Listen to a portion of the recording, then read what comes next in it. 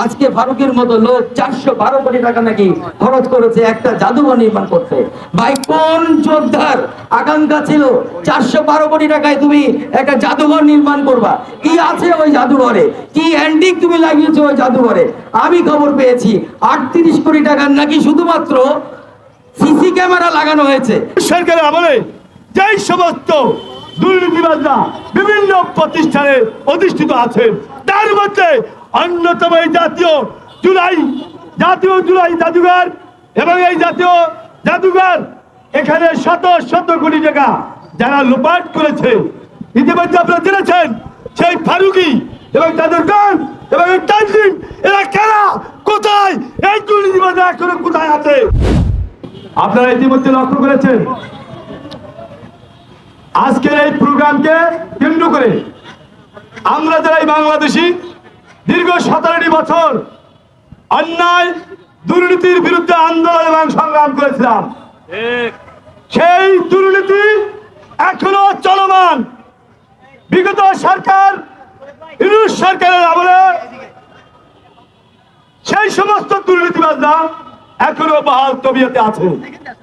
আমি বাংলাদেশ জাতীয়তাবাদী দলের একজন রাজপথের কর্মী হিসেবে বলতে চাই, মাননীয় প্রধানমন্ত্রী, আমার অত্যন্ত প্রাণপ্রিয় নেতা জনাব তারেক রহমান, আপনি যদি একা সৎ হন, আপনি যদি একা ইমানদার হন, এই দেশ থেকে এই লুটেদেরকে প্রতিরোধ করা সম্ভব নয়। প্রতিটা রন্ধে রন্ধে দীর্ঘ 17টি বছর এবং এই সরকারের আমলে যেই সমস্ত দুর্নীতিবাজরা বিভিন্ন প্রতিষ্ঠানে অধিষ্ঠিত আছেন, তার মধ্যে অন্যতম এই জাতীয় জুলাই জাদুঘর এবং এই জাতীয় জাদুঘর এখানে শত শত কোটি টাকা যারা লুপাট করেছে, ইতিমধ্যে আপনারা জেনেছেন সেই ফারুকি এবং তাদের গান এবং এই তানজিম, এরা কারা, কোথায়, এই দুর্নীতিবাজরা এখনো কোথায় আছে? অবশ্যই এই সরকার সর্বোচ্চ তদারকি করে, সর্বোচ্চ আইন প্রয়োগ করে তাদেরকে বিচারের আওতায় আনতে হবে। এবং আমরা বলতে চাই, এই টাকা বাংলাদেশের 18 কোটি মানুষের, মেহনতি মানুষের ট্যাক্সের টাকা দুর্নীতি হতে দিব না।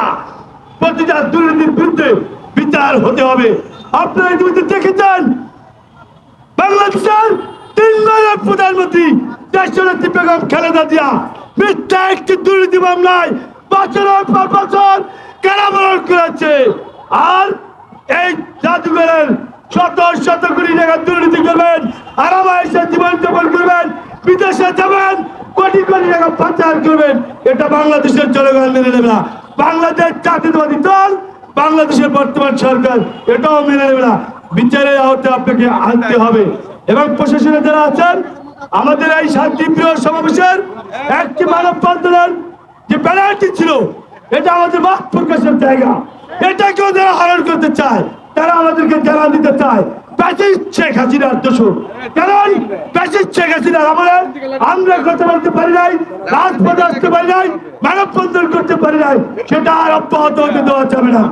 আপনারা যদি দেখেছেন আমাদের ব্যানার দ্বারা এখান থেকে নিয়ে গিয়েছে প্রশাসনের যারা আছে, জাদুঘরের প্রশাসন, আনসার বাহিনী হোক, তাদের কোনো কর্মচারী হোক, অথবা কোন দুষ্কৃতিকারী হোক, তার ভিডিও ফুটেজ আছে। আমরা সেই ভিডিও ফুটেজের মাধ্যমে সেই চোরকে শনাক্ত করে সর্বোচ্চ আইনের আওতায় নিয়ে আসার জন্য জোর দাবি জানাচ্ছি। এবং সর্বোচ্চ আজকের এই প্রতিবাদী সংগঠনের প্রধান সমন্বয়ক, তিনি আপনাদেরকে আগামী কর্মসূচি জানিয়ে দেবেন। প্রতিবাদ বন্ধ হবে, অন্যায় বন্ধ হবে। এই কাজ থেকে এই সরকারের অধীনেই দুর্নীতি মুক্ত করে শান্তি প্রিয় বাংলাদেশ গঠন করা হবে ইনশাআল্লাহ। এটা কোনো দল নয়, এটা কোনো সংগঠন নয়। এখানে যারা দাঁড়ানো আছে, আমার বিশ্বাস প্রথম সারির এবং পিছনের দিকে সকলেই এই 24-এর আন্দোলনের সাথে জড়িত ছিল আমরা। এবং আমাদের আমরা আসলে এমন একটা মানুষ যে আমাদের চাওয়ার কিছু নাই, আমরা একটা সুন্দর বাংলাদেশকে দেখব বলে 24-এর এই আন্দোলনে বাচ্চাদের সাথে রাস্তায় নেমেছিলাম আমরা, জনতার সেই অংশটা। কিন্তু আপনারা যদি একটু খেয়াল করেন তো দেখবেন যে সদ্য ভূমিষ্ঠ হওয়া একটা বাচ্চা শিশু, সেই শিশুটাকে আমরা তুলে দিয়েছিলাম তাদের হাতে। সেই শিশু বাংলাদেশটাকে 24-এর 5 আগস্টের এবং 8 আগস্টে তুলে দেওয়া হয়েছিল জনাব প্রফেসর ইউনূসের সাথে এবং তার যে উপদেষ্টা পরিমণ্ডল ছিল সেই উপদেষ্টাদের হাতে। অনেক পরে এই কিন্তু মোস্তফা সরওয়ার ফারুকী উপদেষ্টা হয়, উনি কিন্তু প্রথম দিকে হয় নাই।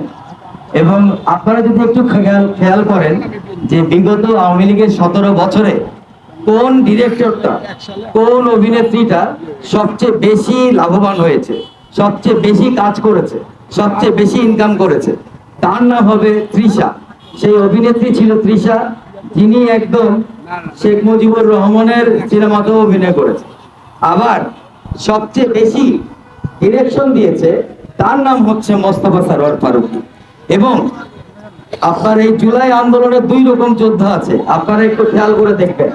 একরকম যোদ্ধা যারা জুলাইয়ের 14 তারিখ থেকে আন্দোলনের সাথে ছিল, আরেক রকম যোদ্ধা যারা 22 থেকে 25 তারিখের পরে যখন রেজাল্টটা বুঝে গেছে অনেকটা যে রেজাল্ট পজিটিভ আসবে জুলাই আন্দোলনকারীদের পক্ষে, তখন তারা গিয়ে এই জুলাইয়ের 2-4টা স্ট্যাটাস দিয়ে জুলাইয়ের যোদ্ধা হয়েছে। এই ফারুকী হচ্ছে তাদের মধ্যে একজন যোদ্ধা। ইরান কর্মকাণ্ড একদম মিলে যায় রয়ের এজেন্টের মতন। একজন রয়ের এজেন্ট 2 ধরনের হয়ে থাকে, একটা ডাইরেক্ট সে আওয়ামী লীগ করেছে, আর দ্বিতীয় হচ্ছে আমাদের মতো মানুষের মধ্যে লুকিয়ে থাকে। যদি আওয়ামী লীগ করে যায় সেই সময়ে সে রয়ের এজেন্টগিরি করে পরবর্তী ধাপটাতে সে হাল ধরে ফেলবে। এই ফারুকীর যে আচরণ ছিল তা একদম মিলে যায় সেই রয়ের এজেন্টের মতো, একদম সিমিলারলি। এবং ফারুকীকে আমরা দেখি পরবর্তী ধাপে ফারুকী এবং হলো ব্যবসায়ী বশির সাহেব এখানে উপদেষ্টা হিসেবে একসাথে নিয়োগ পান। বশির সাহেবকে নিয়ে কিন্তু কোনো বিতর্ক আজকে নাই, কিন্তু ফারুকী যখনই নিয়োগ পায় বাংলার মানুষ কিন্তু রিভোল্ট করে, বাংলার মানুষ কিন্তু সাথে সাথে প্রতিবাদ জানায়। কিন্তু তৎকালীন ইউনূস সরকার এবং এনসিপি যারা পাহারাদার ছিল, যাদের দায়িত্ব ছিল এই আন্দোলনকে পাহারা দিয়ে রাখা, তারা কিন্তু মুখে কুলো পেটে বসেছিল।